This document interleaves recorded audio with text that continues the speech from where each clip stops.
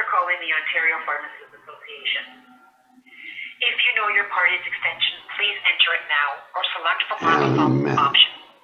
For membership and professional liability insurance, press 1. For all calls are recorded for quality assurance and training purposes. It's good. Record this. They already know me. Ooh, it's Gary Thompson. Yes, Sarah, this is Gary Thompson speaking. Alan Malik was at the legislature on May the 16th to deal with issue Bill 105. It's about training the police officers to use naloxone. Yes. Yeah, my brother-in-law, Daryl Gibeon, was there, and Doris Greenspun. I took the OPA's take-home naloxone training back in June 2016. No mention of respiratory assist. It was by Michelle Clayman. She was consultant for the OPA. She's a medical doctor.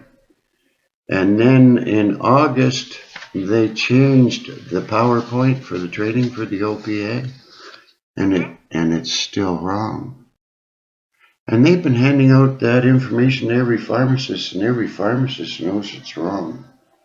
First class in pharmacy school, what to do for a poisoning or a drug overdose, right? Because you're not allowed in a lab not knowing what to do. Anyway, so I phoned, it's a private member's bill, Bill 105, by Natalie Hunsendova. She's an RN. And we had a chat about it. She says, yes, I know there's all kinds of misinformation out there. And I informed her that there's all kinds of non-drug overdoses in the morgue. And she says, Gary, I don't know the numbers, but errors are being made. Well, I talked to the coroner years ago. They're burying the information. I know personally of people, non-drug overdoses, killed with lack of oxygen, hypoxia, or chest compressions.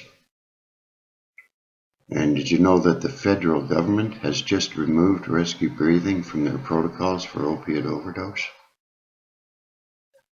They're handing out wallet cards to all Canadian citizens, patients in a coma, labored breathing, cyanotic, Cheyne-Stokes respiration, pinpoint pupils, deny rescue breathing. In August 2018, it says our federal government said start with rescue breathing naloxone. Yeah. Anyway, I'm just trying to save lives, and it's a no-brainer. I talked to, it's Alan Cho, is your professional development person down there? It would be Alan Cho, Yeah, I know. I talked to him. I went down there just after I took this training in 2016 to the office and buzzed the door. The receptionist goes, she says, who is it? It's Gary Thompson. Oh. And then they finally sent somebody out the door. He says, Gary, I know, it's a no-brainer. And I says, why are you doing it? Anyway, I'm just trying to make some awareness. It's all up on my Twitter. Did you know the mayor of Toronto and the medical officer of health had a press conference years ago? I think it was January 2016. Said, stop murdering everybody. Yeah. I just phoned up on the 15th of May. I phoned up the College of Physicians and Surgeons and pointed out to him. He said, do you know what he said? He says, the College of Physicians and Surgeons would not teach such a thing. And it's not in the College of Physicians and Surgeons mandate to supply medical treatments. I says, well, it's your PowerPoint. They've got a PowerPoint. All the signs and symptoms of respiratory emergency. It start with chest compressions. I know. Yeah. So at Gary CPR, you can look all the information up. I was publishing the resuscitation guidelines, all kinds of different medical journals. And I watched doctors make themselves sick And I was at a conference once. John Tory, the mayor's keynote speaker, I get there half an hour early. And all the doctors, it's like the Red Sea part. Don't talk to him. Don't look at him. He's the guy that's trying to save our lives. So 15 minutes before the conference starts, John Tory walks in the room and he sits right down beside, comes over and sits beside me. He says, Gary, we're going to stop these mass murderers. You should have seen the doctor start shaking then. Yeah, no, I can imagine. I know. I don't know why everyone's not worried. You know what the heck? You're going to be in a coma. You won't be able to stop them. I've witnessed parents giving their own children chest compressions. One was a seizure patient. Another time, I'm at Loblaws. I hear a scream go up. The guy fell on the ground and knocked himself out, and blood coming out the back of his head. His good friend, 220 pounds, is pounding on his chest. Nigel, Nigel. I says, Nigel's alive. Don't try and kill him. So anyway, you want my phone number? You can get somebody down there with a brain cell to say we should stop doing that. You know? Yeah, like I can take your information down. But in regards to, like, I think that you've already mentioned that you spoke with Alan. No, I've never spoke to Alan. I just was cleaning up some of my paperwork. And I noticed my letter of completion for the naloxone training was signed by Alan Malik, so I never talked to him. My brother-in-law was there. He's the emergency physician. Anyway, yeah. He's met him, so I don't know why. You know, why would people want to teach that? So my... Yep, go ahead, sorry. My information, you want my information, my email? I tried to talk to Alan Cho, your professional development. He don't want to talk. He says, why not? Explain it to me. No, I can pass on the information to him, and I just know that we are in the middle of a conference right now, so I just know that it might be some time before he gets back to you, but I can definitely pass on your information to him. Yeah. It's the letter J, and then Gary, Gary, .Thompson, THOMPSON,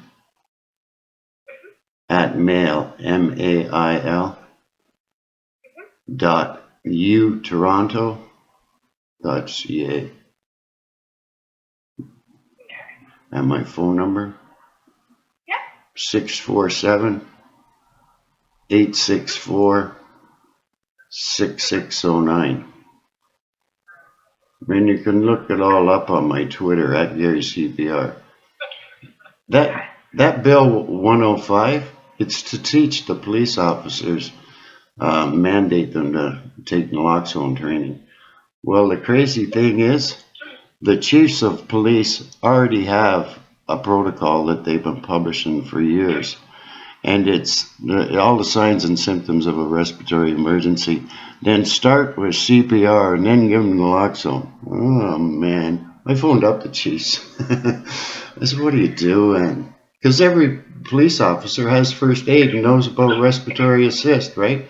They show up to calls with the ambulance all the time. And they're seeing oxygen being given, right? Every cop knows it's wrong.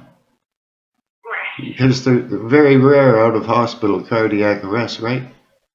Yeah. And if the person's alive, you certainly don't want to be pounded on their chest. You know, when I took this training in 2011, they said push right to the floorboards. They gave me a mannequin, a Rhesus Annie with no head on it, and pushed staying alive right to the floorboards. I says, what's this staying alive? And they start humming a few bars of the song. I says, I don't know no disco. Where's the head? I'll show you what to do, right?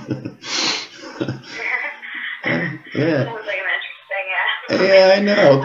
That was an RN that taught me that. And I'm going, what the heck is wrong with you? Anyway, it's great talking to you, and you have a great day. And tell Alan, give me a dingle and pass around at Gary CPR. It's all up there. It's too much fun. I had a psychiatrist taking some upgrading in my neuroscience class. She says, Gary's the sanest person in the whole province trying to stop mass murder. I says, Doctor, what about you? She says, Gary, leave my name out of it. Okay, Doc. There's another nut. Yeah. Well, good. Yeah. All right, Gary. Well, thanks for your call. And yeah, I'll pass it along to Alan. And yeah, it was good chatting to you as well. Yeah. Thank you very much. And you have a great day.